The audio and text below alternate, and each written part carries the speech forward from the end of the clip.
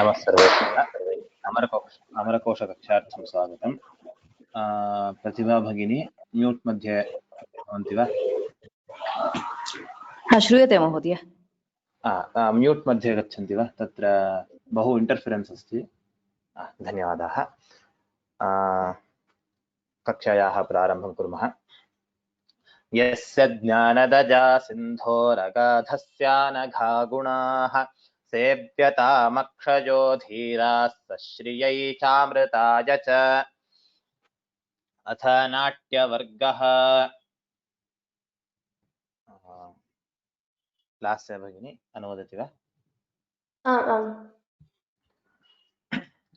निषादर्शभगान्धारषड्जमध्यमधैवताः निषादर्शभगान्धारषड्जमध्यमधैवताः निषादर्शभगान्धारषड्जमध्यमधैवताः पञ्चमश्चेत्यमी सप्ततन्त्रीकण्ठोत्थिताः स्वराः पञ्चमश्चेत्यमी सप्ततन्त्रीकण्ठोत्थिताः स्वराः पञ्चमश्चेत्यमी सप्ततन्त्रीकण्ठोत्थिताः स्वराः। तत्र सप्त इत्येव भवति, सप्ता इति न भवति। द्वितीयवारं सम्यक् उक्तं। षड्जं मजूरो वदति गावस्तृषभभाषिणः षड्जं मयूरो वदति गावस्तृषभभाषिणः षड्जं मयूरो वदति गावस्तृषभभाषिणः। पुष्पसाधारणे काले पिकः कूजति पञ्चमम् पुष्पसाधारणे काले पिकः कूजति पञ्चमम् पुष्पसाधारणे काले पिकः कूजति पञ्चमम्। दैवतं हेषते वाजी निषादं बृहते गजः दैवतं हेषते वाजी निषादं बृहते गजः दैवतं हेषते वाजी निषादं बृहते गजः। मयूरादय एते हि मत्ता गायन्ति पञ्चमम् मयूरादय एते हि मत्ता गायन्ति पञ्चमम् मयूरादय एते हि मत्ता गायन्ति पञ्चमम्।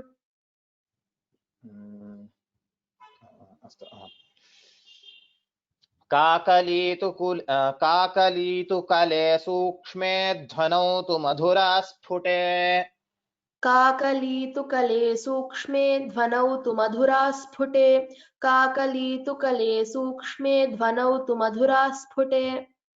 कलो मन्द्रस्तु गम्भीरे तारोत्युच्चैस्त्रयस्त्रिषु कलो मन्द्रस्तु गम्भीरे तारोत्युच्चैस्त्रयस्त्रिषु कलो मन्द्रस्तु गम्भीरे तारोत्युच्चैस्त्रयस्त्रिषु।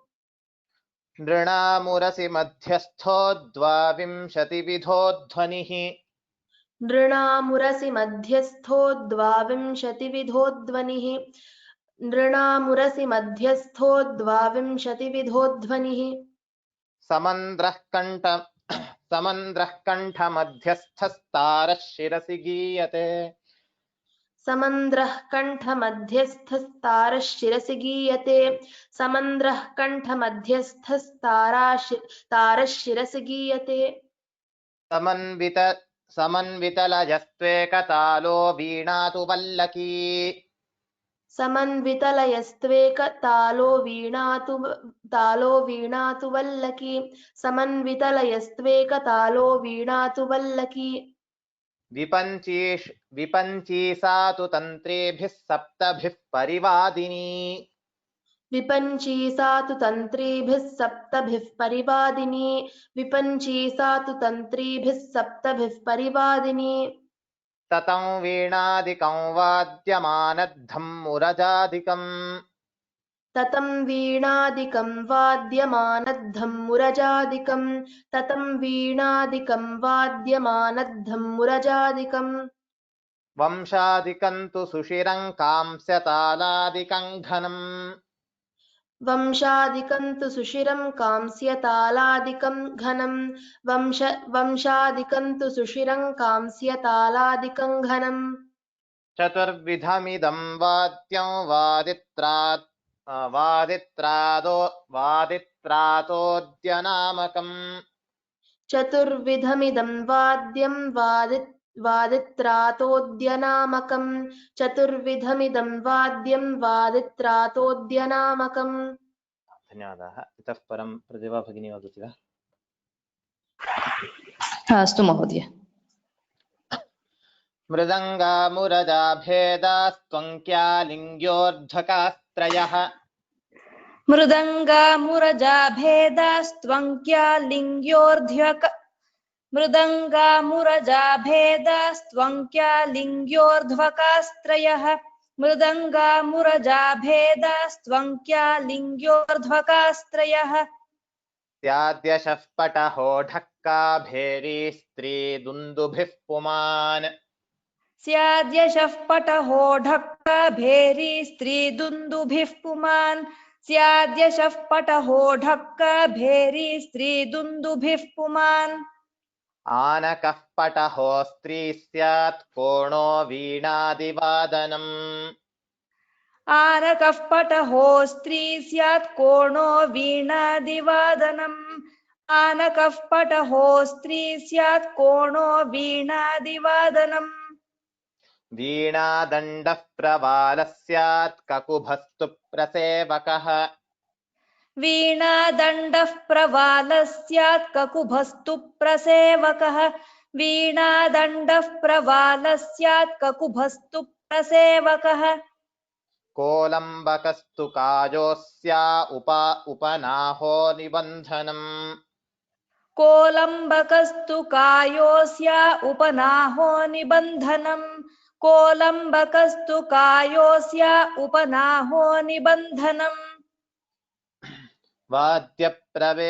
वाद्यप्रभेदा डमरुमड्डुडिण्डिमजर्झराः वाद्यप्रभेदा डमरुमड्डुडिण्डिमझर्झराः वाद्यप्रभेदा डमरुमड्डुडिण्डिमझर्झराः मर्दलः पणवोऽन्ये च नर्तकीलासिके समे मर्दलः पणवोऽन्ये च नर्तकीलासिके समे मर्दलः पणवोऽन्ये च नर्तकीलासिके समे विलम्बितं द्रुतं मध्यं तत्त्वमोघो घनं क्रमात् विलम्बितं द्रुतं मध्यं तत्त्वमोघो घनं क्रमात् विलम्बितं द्रुतं मध्यं तत्त्वमोघो घनं क्रमात् तालः कालक्रियामानं लयः साम्यमथा स्त्रियाम् तालः कालक्रियामानौ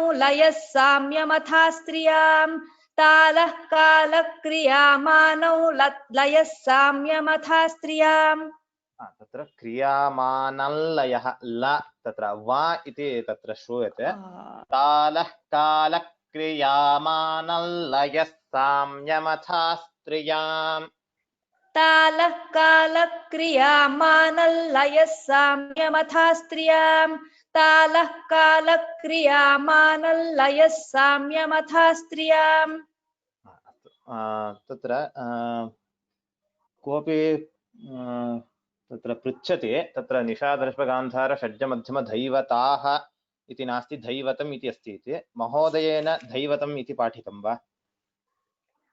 धैवताः इति एव पाठितम् किल तत्र धैवताः मह्यमपि एवमेव धैवताः इत्येव पाठितवन्तः परं कोऽपि पृष्टवान् तत्र धैवतं भवेत् इति तत्र प्रायः धैवताः इत्येव भवेत् यतः मह्यमपि एवमेव पाठितं तत्र द्वयोः पुस्तकयोः अपि एवमेव धैवताः इत्येव अस्ति प्रायः धैवतं नास्ति इति मन्ये तत्र पुनः मम पुस्तके एव अस्ति धैवताः इत्येव पुस्तके धैवताः एव अस्ति अस्तु कस्मिन् पुस्तके रङ्गनाथशर्मा रङ्गनाथशर्मणः पुस्तके तर्हि सम्यक् एव भवति धैवताः इत्येव सम्यक् इति मन्ये परं यदि संशयः अस्ति चेत् पुनः महोदयं प्रष्टुं शक्यते यदा ते आगच्छन्ति तदा प्रष्टुं शक्यते परं मम मत्या धैवताः इत्येव भवेत् So I think Dhaivataha is only correct, not Dhaivatam. But you can once ask sir also. Astu. Dhanyavadaha. Now those who want to chant the previous verses can raise your hands.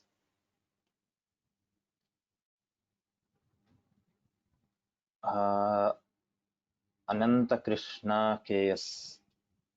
Hello. Namaskaraha. Namaskaraha. Which verse, Mahoday? Daivatam heshate vaji nishadam brahmate gajaha tatra daivatam hrasvaha asti tat daivato अस्तु अस्तु अस्तु अस्तु तदुक्तं वा सत्यं सत्यं तद् दैवतम् भवेत् अत पुल्लिङ्गः एषः पुल्लिङ्गः शब्दः आमामां दैवतः अस्तु तद् सम्यगेव दैवतं हेषते वाचि अस्तु तत्र पङ्क्तिं यां कामपि पङ्क्तिं वक्तुमिच्छन्ति वा षड्जं मयूरो वदति गावस्तृषभभाषिणः अजाविकन्तु गान्धारं क्रौञ्चक्वणति मध्यमं पुष्पसाधारणे काले कूजति पञ्चमं दैवतं हेषते वाजी निषादं बृंहते गजः मयूरादय एते हि मत्ता गायन्ति पञ्चमं काकली तु कले सूक्ष्मे धनौ तु मधुरास्फुटे कलौ मन्द्रस्तु गम्भीरे तारोत्युच्चैस्त्रयस्त्रिषु नृणामुरसि मध्यस्थो द्वाविंशति विधो ध्वनिः तत्र अलं महोदय I think I even told brihate, so it is brahmate, right? So now yes, so I made two mistakes here, dhaivatam and brahmate. Okay, dhanyavadaha mahodaya. Next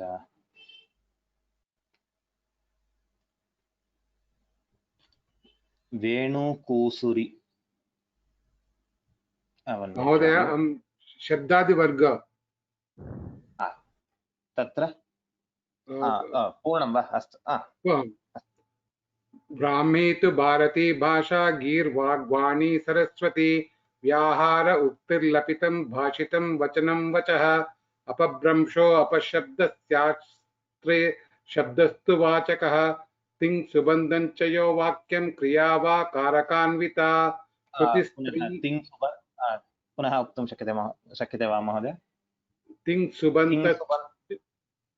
सुबन्तं च यो वाक्यं क्रिया वा कारकान्विता श्रुतिस्त्री वेदा आम्नायस्त्रयी धर्मस्तु तद्विधिः स्त्रिया मृक् साम यजुषी इति वेदस्त्रयी पुनः स्त्रियां तत्र स्त्रिया मृक् साम यजुषी इति वेदास्त्रयस्त्रयी स्त्रियाम् इति वदनानन्तरं मृक् इति मास्तु स्त्रियां ऋक् साम यजुषी अथवा स्त्रियामृक् तत्र आहत्य तत्र collectively if you tell it is स्त्रियामृक् otherwise if you tell स्त्रियाम् it is ऋक् साम यजुषी इति वेदस्त्रयी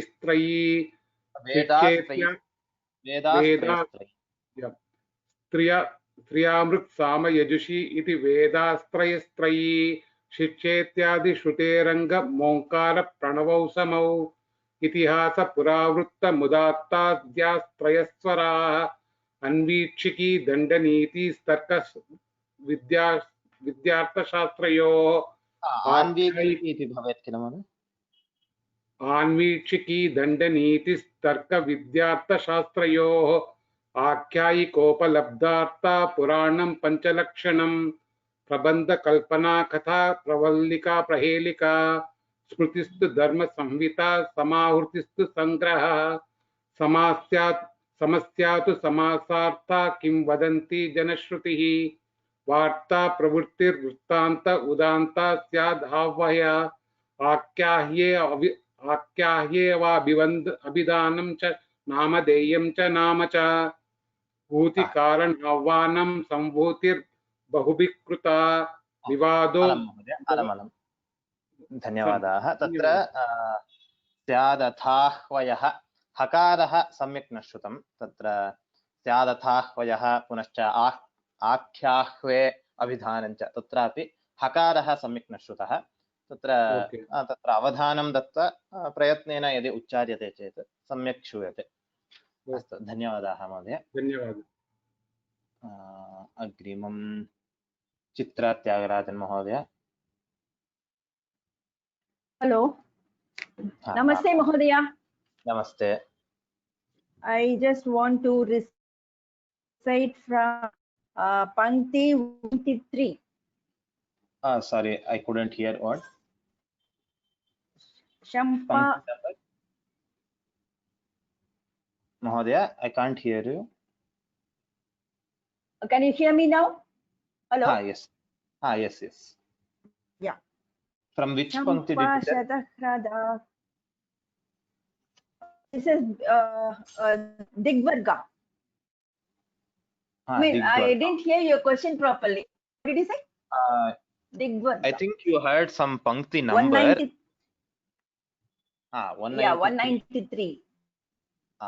Okay. That number I couldn't hear. Okay. Yes, you can start now. शम्पाशदह्रदाह्रादिन्यैरैरावत्यः क्षणप्रभा तटिः Saudamini विद्युच्चञ्चला चपला अपि स्फूर्जतुर्व्रजनीर्घोषो मेघज्योतिरिदम्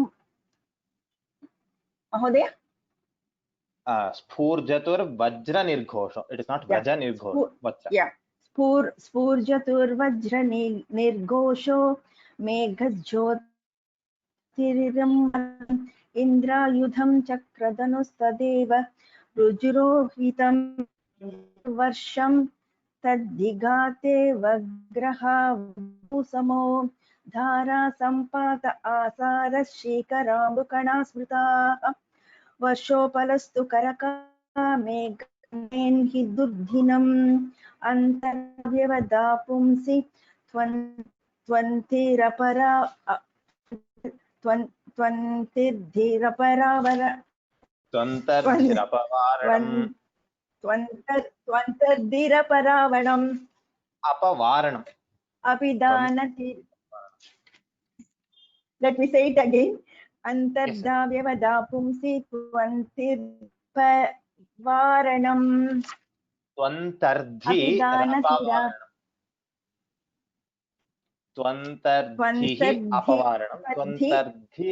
Okay, twantardhirapavaranam. Okay. Antardhavyavada pumsi twantardhirapavaranam. अभिधानतिरोधानपिधानन्दनानि च हिमांशु चन्द्रमा चन्द्रः इन्दुः कुमुदबान्धवः विदुः सुधांशु शुभ्रांशु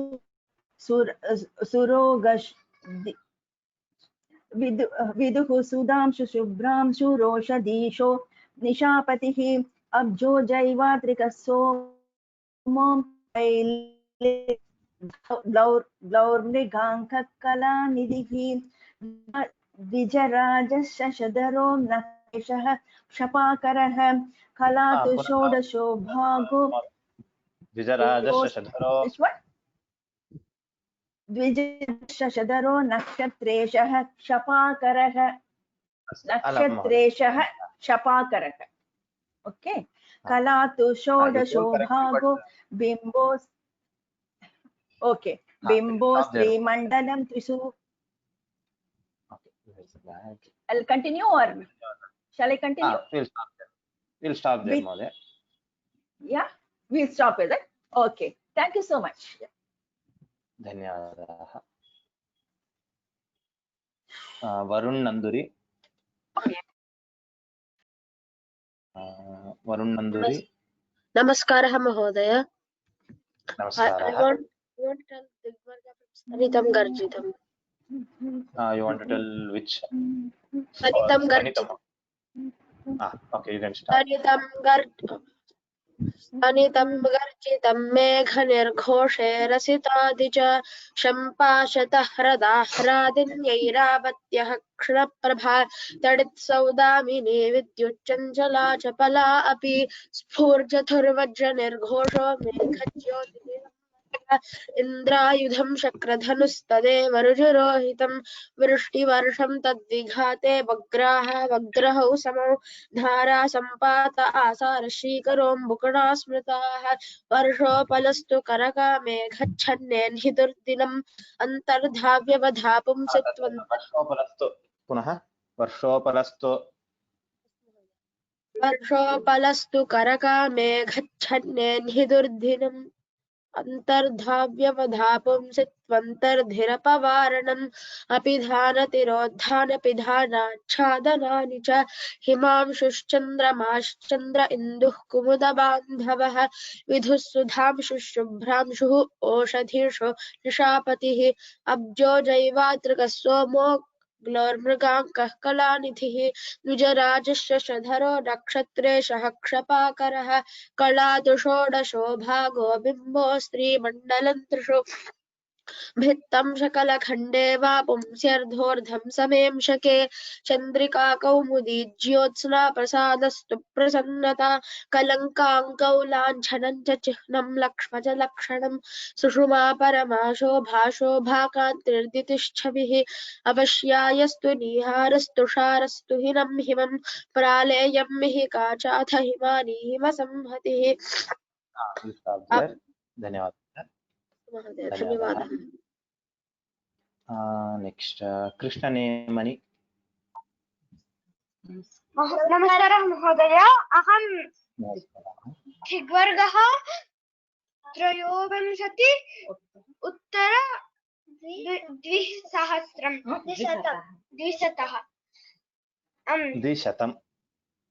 200 बृहस्पतिः सुराचार्यो गीष्पतिर्धषणो गुरुः जीव आङ्गिरसो वाचस्पतिश्चित्रशिखण्डिजः शुक्रो दैत्यगुरुः काव्य उषणा भार्गवः कविः अङ्गारकः कुजो भौमो लोहिताङ्गो महीसुतः रौहिणेयो बुधः सौम्यः समंसो निशरेश्चरौ तमस्तु राहुः स्वर्भानुः सैन्धिकेयो विधुन्तुदः सप्तर्षयो मरीचित्स्त्रे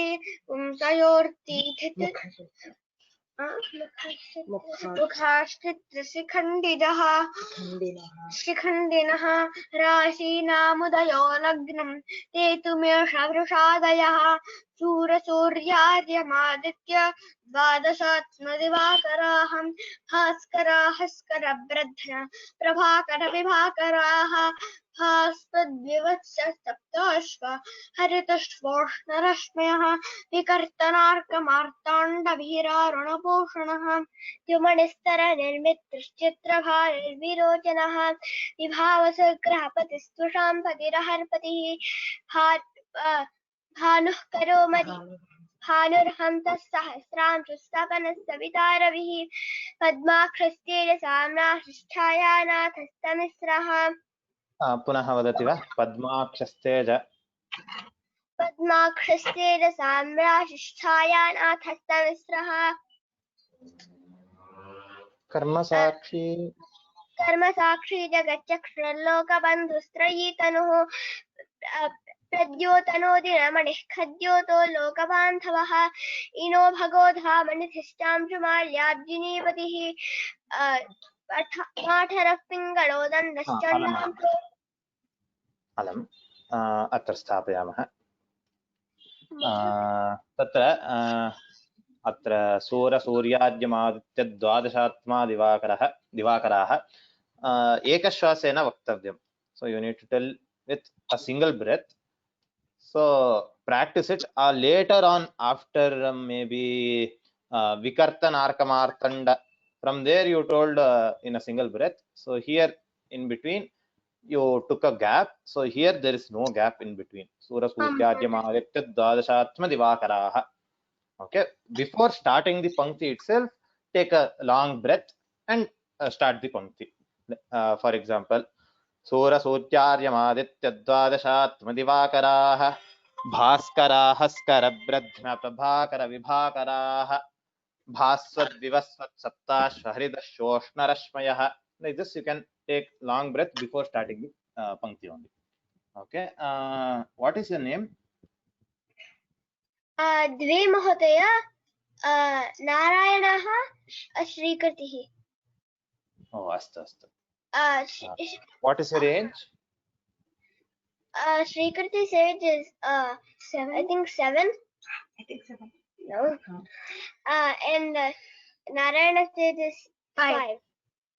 Oh, okay. Okay. धन्यवादाः. But did both of you tell together? Yes, sir. Oh. Vikatamarka, Narayana said after Gemini she started, she wanted to finish the Digvarga, but yes, stopped it. So Can't hear you, Madhya. Until Gemini Vikatamarka Martanda, Narayana said after she started from Gemini Stara, so she wanted to finish the Varga, but yeah. Oh, okay, okay. I couldn't figure out the voice change itself. Maybe Yeah, both are like same. Yeah, the voice is both the same. Okay. Well told. धन्यवादाः. अस्तु. अग्रे पद्ममणिकोला.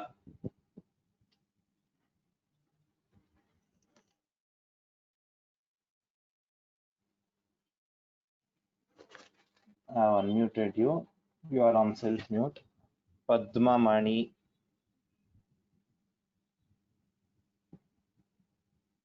Okay. Next.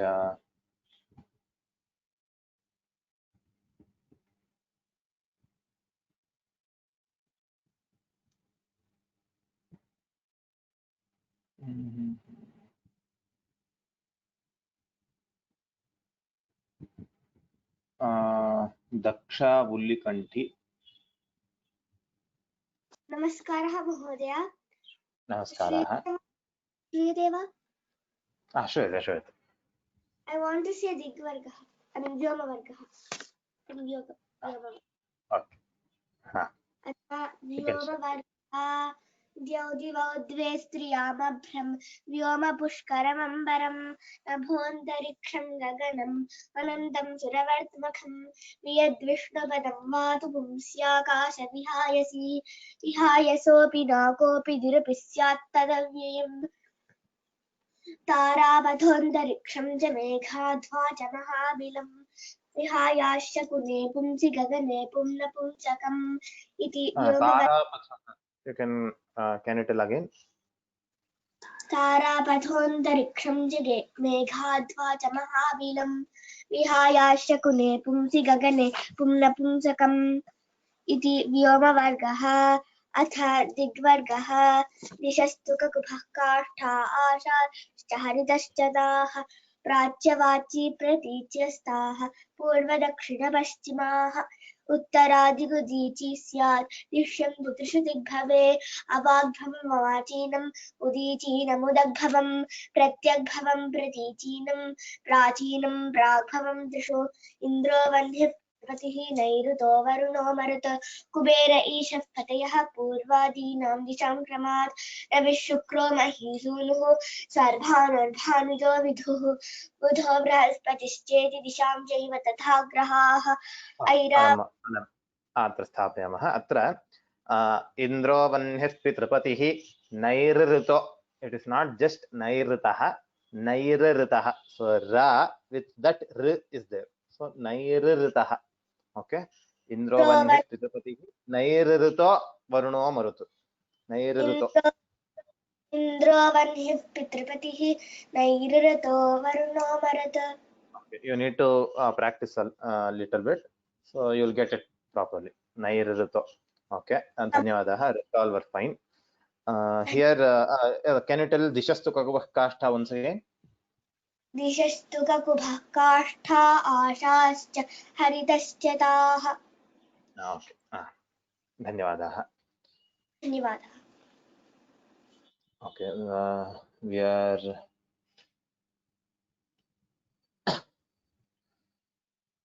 out of time already. Okay. So there are few questions. Just a minute.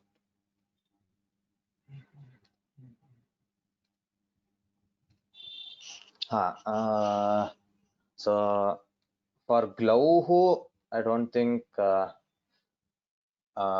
because Chandra is golakara, it is called glauhu. Glayate iti glauhu is the vyutpatti, but maybe that is one of the meanings. I don't know. Next, I didn't get the last question, but before that, even I am not sure why Atharva Veda is not included. So it is just Rik, Sama, Yajushi, Trayah, Vedas, Trayastrayi. So not sure. I know a little bit, but you can ask sir when they come. They will clarify it. Astu. अद्यतनकक्षाम् अत्र उपसंहरामः। यस्य ज्ञानदजा सिन्धोरगाधस्य नघा गुणाः सेव्यतामक्षयो धीराः सश्रियै चामृताय च। सर्वेभ्यः धन्यवादाः। अग्रिमकक्षायां पुनर्मिलामः। नमस्कारः।